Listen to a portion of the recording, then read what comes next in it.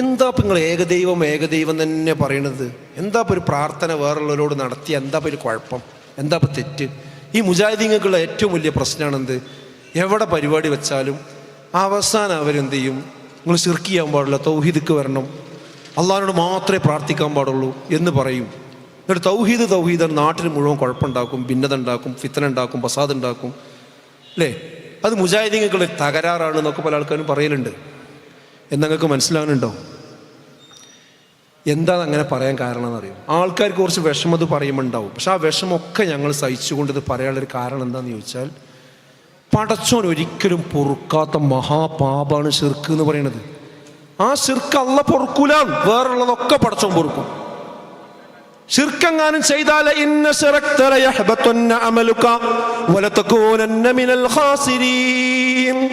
താങ്കളെങ്ങാനും ശിർക്ക് ചെയ്താൽ താങ്കളുടെ പ്രവർത്തനങ്ങൾ മുഴുവനും പൊളിഞ്ഞു പോകും, നിഷ്ഫലമായി പോകും. ആരോടാ പറയണത്? റസൂലുള്ളാഹി സ്വല്ലല്ലാഹു അലൈഹി വസല്ലമയോട് അള്ളാഹ് പറയണത്. അത്തരം ദർജയിലല്ലേ നമ്മളാരുള്ളത്? അപ്പൊ ശിർക്ക് വന്നാൽ നമ്മളെ പാപം, നമ്മളെ സൽഫലങ്ങൾ മുഴുവനും പൊളിഞ്ഞു പോകുമെന്നാണ്, നിഷ്ഫലമായി പോകുന്നതാണ്. അതുകൊണ്ട് നിർബന്ധമായിട്ട് നമ്മൾ ജനങ്ങളോട് ആദ്യമായിട്ട് പറയേണ്ട കാര്യം എന്താ? സുഹൃത്തുക്കളെ, നിങ്ങൾ ശിർക്ക് ചെയ്യരുത്. അല്ലെങ്കിൽ എന്താ പറയുക, ഈ മഗ്‌രിബ് നിസ്കാരം സ്വീകരിക്കൂലേ? ഇപ്പം ഹജ്ജിന് ആൾക്കാർ പോകുന്നുണ്ട്. എത്ര ആൾക്കാർ പോയി? ഇന്നും നമ്മളെ വീട്ടിൽ നിന്നൊക്കെ ആൾക്കാർ പോയിട്ടുണ്ടാവും, ഒരുങ്ങി നിൽക്കുന്നുണ്ടാവും, ലക്ഷങ്ങൾ ചിലവാക്കിയിട്ടാണ് പോണത്. പക്ഷെ മൊയ്യദ്ദീൻ ഷേഖിയെ കാക്കണേ, ബദരീങ്ങളെ രക്ഷിക്കണേ എന്ന് പ്രാർത്ഥിക്കുന്ന ഏലസ് കെട്ടി ഐക്കല്ല് കെട്ടിക്കൊണ്ടാണ് ആ ഹജ്ജിന് പോണതെങ്കിൽ ആ ഹജ്ജ് സ്വീകരിക്കൂല. ഈ കാര്യം ജനങ്ങളോട് പറയണ്ടേ? അവർ പോണ സമയത്ത് ഒന്നുകൂടി മമ്പുറത്തും അതുപോലെ തന്നെ അജ്മീറിലും CM മടവൂരിന്റെ മക്കാമിലൊക്കെ ഒന്നുകൂടി പോയി അവരോടൊക്കെ ഒന്ന് പറഞ്ഞ് പ്രാർത്ഥിച്ചിട്ടാണ് പോണത്. ആ പോണ മനുഷ്യന്മാരത് സത്യാന്ന് വിചാരിച്ചിട്ടാണ്. നമ്മളവരെ കുറ്റം പറയില്ല, സാധുക്കളാണ്, സാധാരണക്കാരാണ്. സുഹൃത്തുക്കളെ, അവരോട് പറയണ്ടേ, നിങ്ങൾ ഈ ചെയ്യുന്നത് തെറ്റാണ്, കുറ്റമാണ്, നിങ്ങളുടെ ഹജ്ജ് സ്വീകരിക്കൂല എന്ന് പറയണ്ടേ? അത് പറയുമ്പോൾ അവർക്ക് കുറച്ച് വിഷമുണ്ടാവും, പ്രയാസം ഉണ്ടാവും. പക്ഷെ വിഷമവും പ്രയാസവും ഉണ്ട് വിചാരിച്ച് നമുക്കത് പറയാതെക്കാൻ കഴിയില്ല. എന്താ പടച്ചോനെ തന്നെ ആരാധിക്കണം എന്ന് പറയാൻ എന്താ കാര്യം എന്നറിയോ? നന്ദികേടാണ് ശിർക്ക് എന്ന് പറയുന്നത്. ഞാൻ ഒറ്റ ലളിതമായിട്ടൊരു കാര്യം ചോദിക്കാം. ഈ ഓമശ്ശേരി അങ്ങാടിയിൽ പിന്നെ കേട്ടുകൊണ്ടിരിക്കുന്ന വാപ്പാരുണ്ടാവുമല്ലോ, രക്ഷിതാക്കൾ ഉണ്ടാവുമല്ലോ. നിങ്ങളെ മകൻ നല്ല സമ്പന്നനാന്ന് വിചാരിക്കും, ഗൾഫിൽ പോയി നല്ലോണം അധ്വാനിച്ചുണ്ടാക്കിയിട്ടുണ്ട്. അവൻ നാട്ടിൽ എത്തിയിട്ട് നമ്മളോട് വാപ്പാനോട് പറയാം, വാപ്പാ നിങ്ങളെ ആഗ്രഹങ്ങളൊക്കെ പറഞ്ഞോളൂ, എന്താണോ നിങ്ങൾ ആഗ്രഹം അതൊക്കെയാണ് നിവർത്തിച്ചാൽ. നിങ്ങൾക്ക് വീട് വേണോ? വീട് റെഡി. ഏത് തരത്തിലുള്ള വീട്? കൊട്ടാര സമാനമായ വീടുണ്ടാക്കി തരാം. ഏറ്റവും വില പിടിപ്പുള്ള വാഹനം ഞാൻ വാങ്ങിത്തരാം.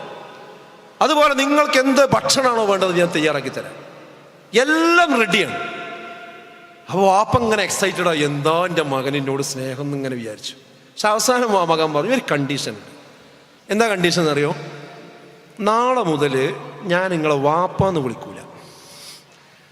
അതിന് പകരം ഞാൻ നമ്മളെ അയൽപ്പക്കത്തെ ആലിയാജി ഉണ്ടല്ലോ, ഞാൻ അയാളെ എന്ത് ചെയ്യുള്ളൂ? വാപ്പാന്ന് വിളിക്കുള്ളൂ. നിങ്ങളെ വാപ്പയായിട്ട് ഞാൻ എന്ത് ചെയ്യൂല, നാളെ മുതൽ അംഗീകരിക്കില്ല. പക്ഷെ നിങ്ങൾക്ക് എല്ലാ സംഗതിയും ഞാൻ ചെയ്തു തരും. ഇതാ അവിടെ തല നിറച്ച ആൾക്കാരൊക്കെ ഇരിക്കുന്നുണ്ടല്ലോ, നിങ്ങളെ മകങ്ങളോട് അങ്ങനെ പറഞ്ഞു വെച്ചാൽ എന്താ നിങ്ങൾ പ്രതികരണം? നിങ്ങൾ അവൻ്റെ വാപ്പയാണെങ്കിൽ നിങ്ങൾ എന്താ പറയാ? ഞാൻ പച്ചവെള്ളം കുടിച്ച് ജീവിച്ചാലും വേണ്ടില്ല, നിന്റെ ഭക്ഷണം എനിക്ക് വേണ്ടെന്നു പറയും. ഞാൻ മരത്തിന്റെ ചുവട്ടിൽ കഴിഞ്ഞാലും വേണ്ടില്ല, നിന്റെ കൊട്ടാര സമാനമായ വീട് എനിക്ക് വേണ്ടെന്ന് പറയും. ഞാൻ റോട്ടിലേക്ക് ഇറങ്ങും, അല്ലേ? എന്നെ വാപ്പയിട്ട് അംഗീകരിക്കാൻ നിനക്ക് കഴിയില്ലെങ്കിൽ നിന്റെ ഒന്നും വേണ്ട. എൻ്റെ ഇപ്പോൾ അത്ര നിന്നെ വാപ്പത്ര വേറെ പിന്നെ അയൽവാസി വന്നിട്ടൊരു മദ്യം പറയണേ, ഓ അങ്ങനെയൊക്കെ പറഞ്ഞ് നിങ്ങൾ തൽക്കാലം തന്നെ അംഗീകരിച്ചു കൊടുത്താളി എന്ന് പറഞ്ഞ് മദ്യം പറയാൻ വന്ന എന്തായിരിക്കും നമ്മളെ മാനസികാവസ്ഥ? ഇതെന്താ ഇപ്പം നമ്മളെ മകന് ചെയ്തു കൊടുത്ത്? ചെറുപ്പത്തിൽ വളർത്തി വലുതായി കൊണ്ടുവന്നു, ഇല്ല? എത്രയിലുള്ളൂ? അപ്പോഴൊക്കെ നമുക്ക് വികാരം വന്നു, അല്ലേ? നിങ്ങൾ ആലോചിക്കും, ഈ ഭൂമി ലോകത്തേക്ക് നമ്മൾ വരുമ്പോൾ നമുക്കുള്ള ഓക്സിജൻ, നമുക്കുള്ള വെള്ളം, വെളിച്ചം, വായു, എല്ലാ സൗകര്യങ്ങളും ഇവിടെ ഒരുക്കി ഒരു ഭൂമി എന്ന് പറയുന്ന ഒരു ഗ്രഹം ഇവിടെ റെഡിയാക്കി നിർത്തിയത് ആരാ? മുഹിയുദ്ദീൻ ഷൈഖാണോ? ബദരീങ്ങളാണോ? ഏതെങ്കിലും മക്ബറകളിൽ അന്ത്യവിശ്രമം കൊള്ളുന്ന ആളുകളാണോ? നിങ്ങൾ പറയും. ആൾ ദൈവങ്ങളാണോ? കല്ലുകളാണോ? അൾത്താരകളാണോ? അല്ല. ഈ ലോകത്തെ പടച്ചു പരിപാലിക്കുന്ന റബ്ബാണ്, അല്ലാഹുവാണ്. അല്ലാഹ് പറയണത്, ഖലഖ്തുൽ ജിന്ന വൽ ഇൻസ ഇല്ലാ ലിയഅ്ബുദൂൻ. മനുഷ്യവർഗത്തെയും ജിന്നുവർഗത്തെയും നാം സൃഷ്ടിച്ചിരിക്കുന്നത് എനിക്ക് ഇബാദത്ത് എടുക്കാൻ വേണ്ടിയല്ലാതെ മറ്റൊരു കാര്യത്തിനുമല്ല. ഇയ്യാക നഅ്ബുദു വ ഇയ്യാക നസ്തഈൻ, നിന്നെ മാത്രം ഞങ്ങൾ ഇത് ആരാധിക്കുന്നു, നിന്നോട് മാത്രം ഞങ്ങൾ സഹായം തേടുന്നു മാത്രം. ഇബാദത്ത് എനിക്ക് തരാൻ പാടുള്ളൂ. ഇതാണ് അള്ളാന്റെ കണ്ടീഷൻ. ഇത് അംഗീകരിച്ചിട്ടില്ലെങ്കിൽ പടച്ചോൻ പിന്നെ നമ്മൾ ചെയ്യണ ഒരു നന്മയും സ്വീകരിക്കൂല. അപ്പൊ ആളുകൾക്ക് ആദ്യം പറഞ്ഞു കൊടുക്കേണ്ടത് എന്താ? ഈ തൗഹീദാണ് പഠിപ്പിക്കേണ്ടത്, ഈ ഏകദൈവ വിശ്വാസമാണ് പഠിപ്പിക്കേണ്ടത്. അത് പഠിപ്പിക്കാൻ വേണ്ടിയാണ് മുജാഹിദ് പ്രസ്ഥാനം കാലങ്ങളായി ഇവിടെ അത്യധ്വാനം ചെയ്തുകൊണ്ടിരിക്കുന്നത്.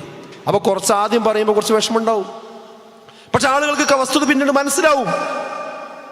എല്ലാ പ്രവാചകന്മാരും, എന്തുകൊണ്ടാണ് മുജാഹിദീങ്ങൾ ഇത് പറയാൻ കാരണം എന്നറിയോ? ലോകത്ത് വന്ന മുഴുവൻ പ്രവാചകന്മാരും ആദ്യവും പ്രഥമവും പ്രധാനവുമായി പറഞ്ഞത് അതാണ്. നൂഹ് അലൈഹിസ്സലാത്തു വസ്സലാം ജനങ്ങളോട് പറഞ്ഞത് എന്താ? ഖാല യാ ഖൗമി ഉഅ്ബുദുല്ലാഹ മാ ലക്കും മിൻ ഇലാഹിൻ ഗൈറുഹു, എന്റെ ജനങ്ങളെ നിങ്ങൾ അല്ലാഹുവിനെ ആരാധിക്കുവീൻ, അവനല്ലാതെ നിങ്ങൾക്ക് യാതൊരു ദൈവവുമില്ല. ഹൂദ് അലൈഹിസ്സലാത്തു വസ്സലാം പറഞ്ഞത് എന്താ? യാ ഖൗമി ഉഅ്ബുദുല്ലാഹ മാ ലക്കും മിൻ ഇലാഹിൻ ഗൈറുഹു അഫലാ തത്തഖൂൻ. സ്വാലിഹ് അലൈഹിസ്സലാത്തു വസ്സലാം പറഞ്ഞത് എന്താ? യാ ഖൗമി ഉഅ്ബുദുല്ലാഹ മാ ലക്കും മിൻ ഇലാഹിൻ ഗൈറുഹു ഹുവ അൻശഅകും മിനൽ അർള്. ഇബ്രാഹിം അലൈഹിസ്സലാത്തു വസ്സലാം പറഞ്ഞത് എന്താ? വ ഇബ്രാഹിം ഇദ് ഖാല ലിഖൗമിഹി ഇബ്ദുല്ലാഹ വത്തഖൂ.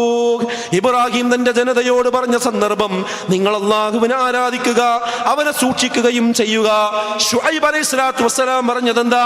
യാ ഖൗമി ഇബ്ദുല്ലാഹ മാ ലക്കും മിൻ ഇലാഹിൻ ഗൈറു, എന്റെ ജനങ്ങളെ അല്ലാഹുവിനെ നിങ്ങൾ ആരാധിക്കുവീൻ, അവനല്ലാതെ നിങ്ങൾക്ക് യാതൊരു ദൈവവുമില്ല. ഈസാ നബി പറഞ്ഞതാണ്. അവസാന പ്രവാചകനായ മുഹമ്മദ് നബി സ്വല്ലല്ലാഹു അലൈഹി വസല്ലമ പറഞ്ഞതാണ്. ഇത് കേൾക്കുമ്പോൾ ചിലർ പറയും, എന്നാലും കുറെ പ്രവാചകന്മാരൊക്കെ ഈ അഴിമതിക്കെതിരിലും കരിഞ്ചന്തക്കെതിരിലും കച്ചവടത്തിലെ കൃത്രിമത്തിനെതിരിലും അളവിലെ തൂക്കത്തിനെതിരിലും ഒക്കെ പ്രവർത്തിക്കാനല്ലേ വന്നിട്ടുള്ളത്. അവർ തൗഹീദ് പറഞ്ഞിക്കണോ? സംശയം ഉണ്ടാവും. എന്നാ ആ സംശയമൊക്കെ തീരുന്ന ഒരു ആയത്ത് കേട്ടോളൂ നിങ്ങൾ. വമാ അർസൽനാ മിൻ ഖബലിക മിർ റസൂലിൻ ഇല്ലാ നൂഹി ഇലൈഹി അന്നഹു ലാ ഇലാഹ ഇല്ലാ അന ഫഅ്ബുദൂൻ. വമാ അർസൽനാ മിൻ ഖബലിക, നിനക്ക് മുമ്പ് നാം അയച്ചിട്ടില്ല, മിൻ റസൂലിൻ, ഒരു ദൂതനെയും അയച്ചിട്ടില്ല, ഒരു പ്രവാചകനെയും അയച്ചിട്ടില്ല. എങ്ങനെയല്ലാതെ? ഇല്ലാ നൂഹി ഇലൈഹി, അവർക്ക് വഹയി നൽകിക്കൊണ്ടല്ലാതെ. എന്തായിരുന്നു ആ വഹയ്? അന്നഹു ലാ ഇലാഹ ഇല്ലാ അന ഫഅ്ബുദൂൻ, ഞാനല്ലാതെ നിങ്ങൾക്കൊരു ആരാധ്യനില്ല എന്ന ആ തൗഹീദിന്റെ വഹയ് കൊടുക്കാതെ ഒരു പ്രവാചകനെയും ഭൂമി ലോകത്തേക്ക് ഞാൻ അയച്ചിട്ടില്ല എന്ന് പറയുന്നത് വിശുദ്ധ ഖുർആനാണ്. വിശുദ്ധ ഖുർആനിലെ സൂറത്ത് അംബിയായിലെ 25-ാമത്തെ ആയത്താണ്. ഞാൻ ഇന്നത്തെ ആയത്ത് ഓതിയതെന്നറിയോ? എല്ലാ പ്രവാചകന്മാരും പ്രധാനമായി പറഞ്ഞത് ഈ തൗഹീദായിരുന്നു എന്നുള്ളത്.